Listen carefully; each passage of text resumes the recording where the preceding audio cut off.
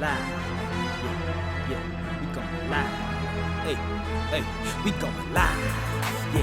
Yeah, we going live. Yeah, we going. Yeah, we going. Yeah, we going live. From the 50-yard line, we going live. From the 50-yard line, we going live. From the 50-yard line. Hey. All right, let's jump into some news that's like long past due for NCAA basketball, but probably all sports when you think about it, all professional sports. When you look at the landscape of the NFL, I guess it's college, so this isn't professional. It's college, but still, yeah. UNC got it right. They hired Coach Hubert Davis as the head coach to replace Roy Williams after he retired about a week ago. Yeah. How do y'all feel about this? I'm gonna let you go first, Coach Flea. Well, personally, I think, he's a Tar Heel. He has the experience. I think he's qualified for the position. I think they got a right guy, but it always takes, as far as going through the process, getting wins, just seeing the final touch. If you're going to develop the kids is there, you're going to attract new talent to North Carolina. To keep, it's a program that always on the rise. So it's going to be a lot of expectations. So he's always going to be tested to see where he is as a coach, as a man. But I think they got the right guy, because they have a guy that understands the program. And he has the experience. Whatever comes behind that, time will tell. Yeah. No, I think they got it right. It was the right thing to do, in my opinion, right? This man has been pretty much there at your side for, I don't even remember how many years they said now, but he was kind of the person that you taught. What are you laughing at? Because I honestly, I thought you said it was the white thing to do, and you just want us to have that conversation, right? To set you up. Want us to have that conversation. That's what that is. I'm sorry. It was not the white thing. It was the right thing. Kind of hard to say that was the white thing. Yes, he's married to a white woman, but and he's very proud of it. Yes, he is. But no, I thought that was it was the right thing to do, and it was a smart move. He knows that he like Coach said, he knows the system. He knows the kids that are there presently. He's got relationships already, because it's not just what happens on the basketball court when it comes to being a coach. Coach, you know this. It's the relationships you have with the community, with the people in the office, the administration, and all that kind of stuff. And so he's that person. He's there already. He's got that upper hand. So I was surprised when he said in his press conference when he mentioned that he was one of 4 coaches, black coaches, to be a head coach in that system, in that institution, and I did not think that. Like wow. Like, okay. I'm in Charlotte, so I'm in this is UNC Nation around, around these parts. So I didn't know that was the case, but I'm glad that he got this opportunity, and I think he'll make the most of it. Just stop talking about your wife and your children, and we good. You know what? I don't even think it was the issue of him talking about his wife. And I wasn't even supposed to start right here, but it wasn't the issue. I think that what he was trying to convey got mixed up in his head. Yeah. You know what I'm saying? Yeah. Like, you can be proud, like you be proud. You can be proud of your wife. Proud of that. You know what I'm saying? You could be proud of your family. Absolutely. I think just the way that he worded it just made it sound bad, and I feel like he needs a mulligan. I'm here in Charlotte. They've been roasting him on the news, just so you know. He's been getting roasted everywhere. Yeah. I went on Twitter the other day and I saw him trending, and that's how I found out about the video. And when I saw it, I was like, they had a whole segment that they dedicated just talk about this on the news today. I was like, wow, really? Okay. So yeah. I think it goes definitely just how it just in that sentence and that phrase, how it just all rolled into one. It kind of it was probably about timing, you know. Yeah. But I went back and watched it. I didn't see it live. Went back and watched it. So just to hear his comments, his thoughts. But you know, I always want to know like the nature or the form of the question. How was the question? How was it posed? Correct. That's the key. That's the key. Know how how you perceive the question, and maybe part of that question was something that led to what he said as far as That's true. Being a head coach at North Carolina, and maybe it's I don't know what he's proud about. Probably led him to that answer. To that. From what it sounded like he was trying to say was that, okay, you know, this is me as a man, right? Right. You know, I'm a Black man. I do recognize my position. I do recognize my impact of being a Black man and being the first Black coach of UNC's basketball team. But let me also acknowledge that my wife is white and I have biracial children, so you can see the full scope of who I am. Yeah. And I just felt like in him trying to acknowledge that as well, he worded it wrong. You know what I'm saying? It was just the way that it was worded. So I agree. You know, I always try to go back and, you know what I'm saying, get a benefit of the doubt, because like, you know, people was killing them. They heard what he said and they ran with it in a crazy way. I didn't think it was meant to be anything. You know, it wasn't. You just said it though. Yeah. So good luck, Coach. Well, I had fun with it still on Twitter. I ain't gonna do that. I'm gonna Good luck, Coach Davis. That's all I know. It'll come to pass. Good luck. Yeah. To go back to like the impact of that though, and I'm gonna keep this part brief. One of the things I think you sent it to me, Steph, that article, and it was talking about Coach John Thompson. And this was an article in the past, and you know, obviously Coach John Thompson transitioned. He went on, you know, so he wasn't able to see this moment, but he was talking just about the lack of representation of Black coaches in the NCAA men's basketball. And he said, I want to say at the time that article had come out, it was only 4. When I sent it to you, I remember because we had a conversation about it. Like, wait, what? Right. And it talked about how I think maybe it was he and I want to say Nolan Richardson. I'm that might be wrong, but they got to go out on their own. And it might have been 4 that actually won championships, is what I'm trying to say.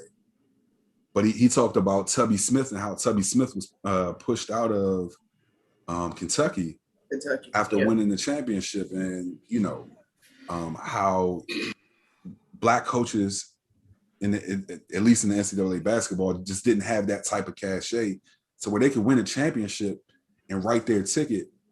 Right. You know, he won a championship. Tubby Smith, I'm talking about, and he won a championship and was out of the program in a few years. You know,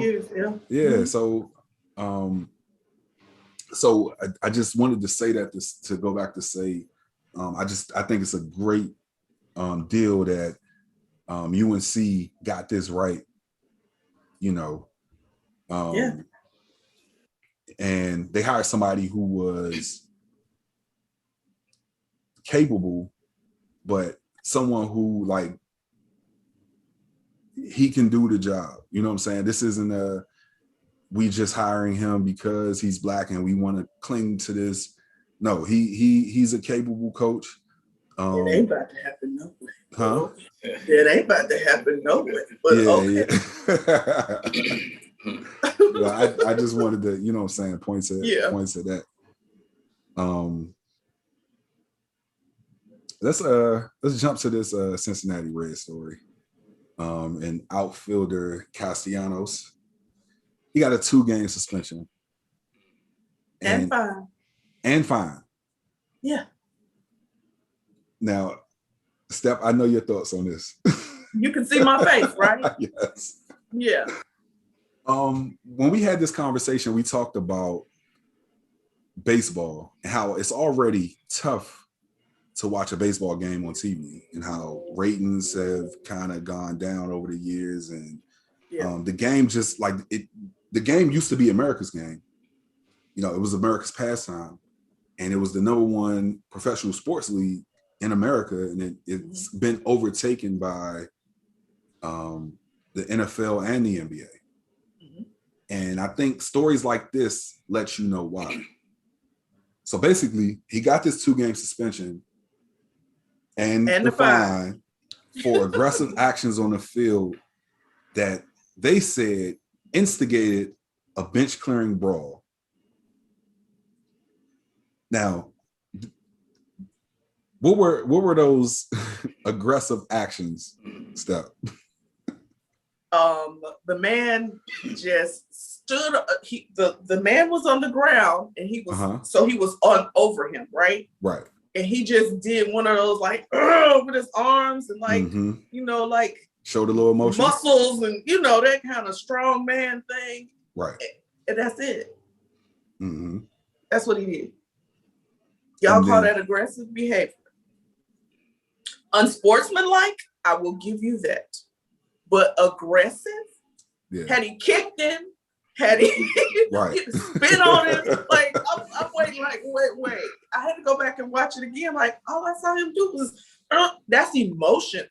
And that's the thing that I think we talked about this. Like, one of the things that I feel like it's why I don't watch baseball as much as I might watch other sports is because it is so emotionless.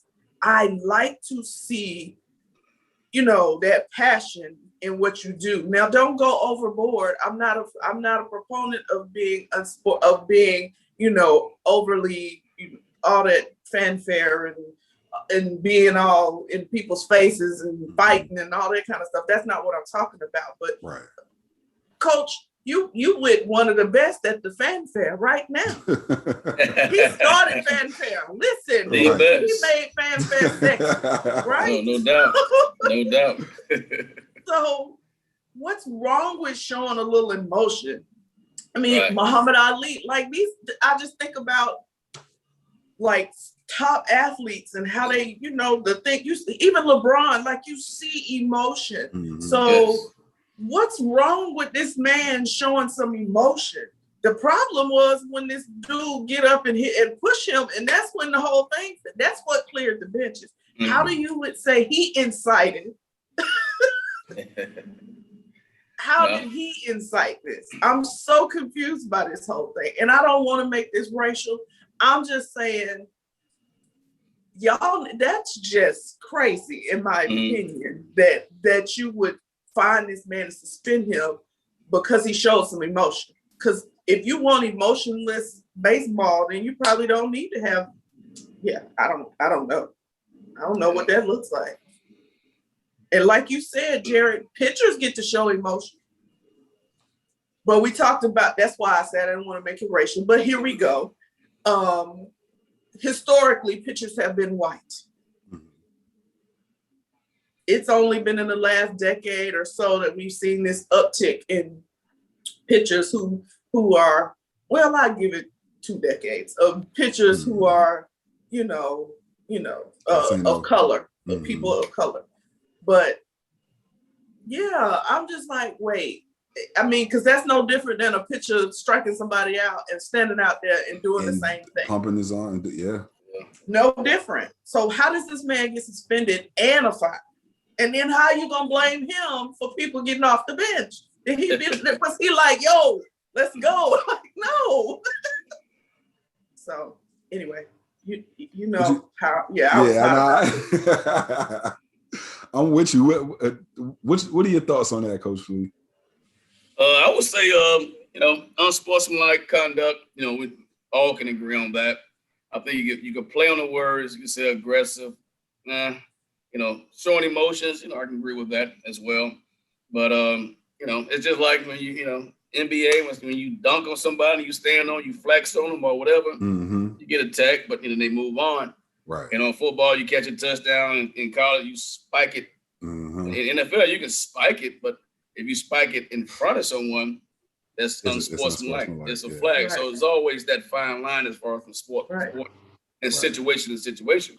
You know, and I would say, of course, you know, he did his thing, came home, slid, and I'm sure it carried over from getting hit with the ball, you know, so all the emotions was still going on. He flexed on him. But I just think, you know, I don't want to say it's racial. I would think it's still back to just the perception of things. When you follow baseball, if it was pre-COVID, I don't think anything happened. But I think because of the situation, COVID, somebody had to take the blame to as far as how the players got into that. People. I didn't even think about that. Yeah, so they got to do something. It's just like the NFL with the targeting rule. You know, they have to do something now because all the lawsuits that was coming down the line, they have to protect themselves down the road. So I just think it's more of a COVID deal. They knew all the guys came in close proximity. And they had to find a way to blame someone and send a message so it doesn't happen. So that's my take on it. Okay. I didn't even think about that. I think it's more of a cultural thing. Like I said, I wouldn't say it's racial either. You know, so I agree with you guys on that. I think it's a cultural thing. I think for a long time, and the reason why I say it's not racial is because you can see a white player do a bat flip after a home run, and he gets scrutinized for that. And so I think that baseball has this gentleman's game type of, you know, perception or aura around it, right? Yeah. Which is super boring. And I think that they don't want you to show an emotion unless you're the pitcher, because it seems like that's the only time when it's acceptable.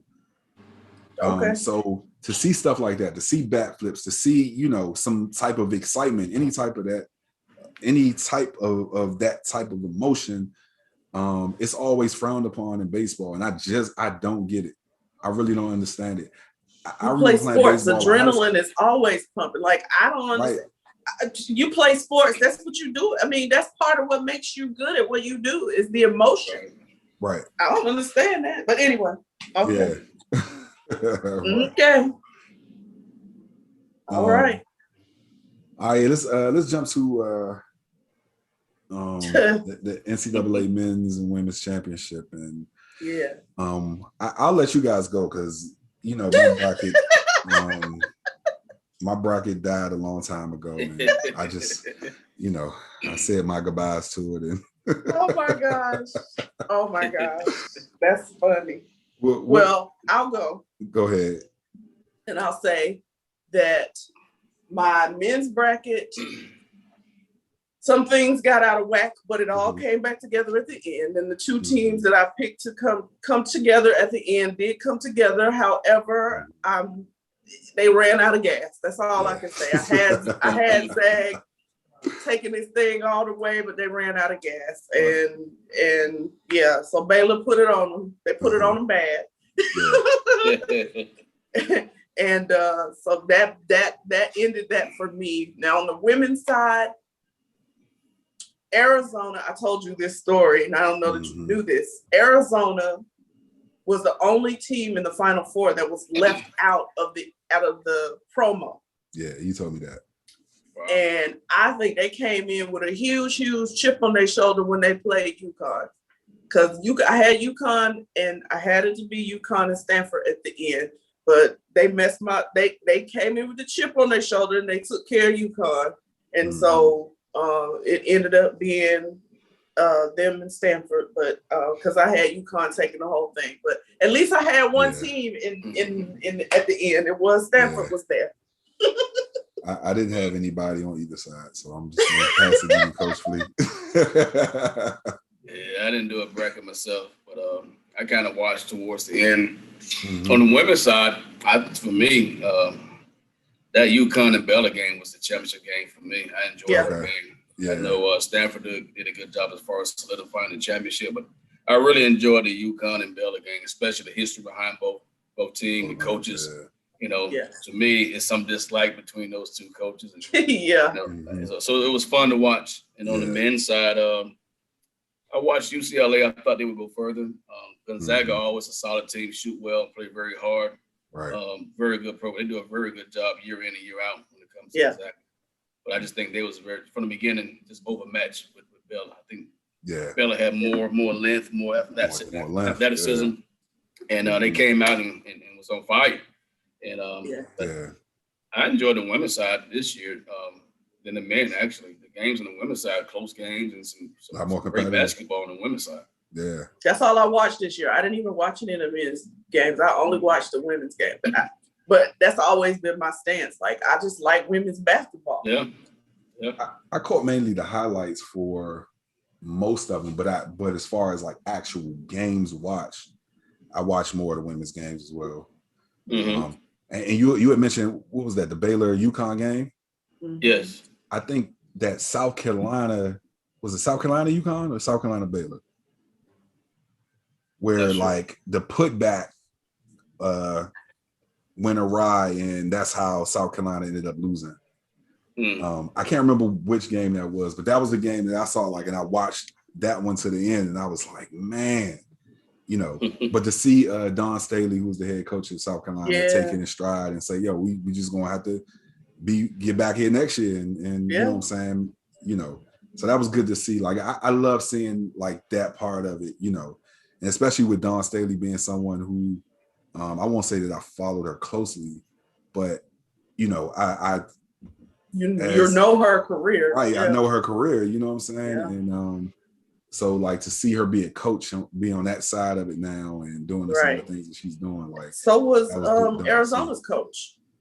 Oh yeah, she played in the WNBA too. Oh wow, okay. I don't think I knew that. Yeah. She did. Yep. So shooting birds and all. Yep. So yeah. All right.